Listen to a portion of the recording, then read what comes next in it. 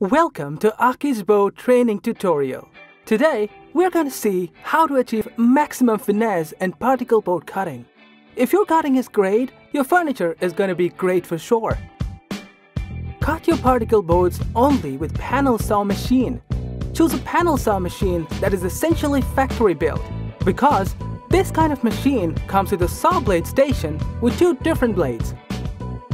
One is big, another small. This machine also has sliding option. Those two blades together cut the board smooth, while the sliding option keeps a uniform pressure during the entire process.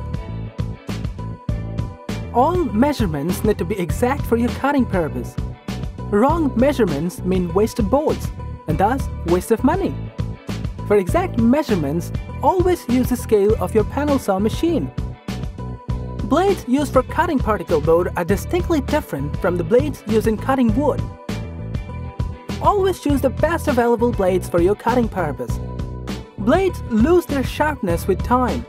Do sharpen them with machine at regular intervals. You will get fine cuts and your blades will last for long. Cut boards in batches. This means cut all the boards required to make a particular furniture in great numbers. Thus, you save time and reduce the waste of the boards.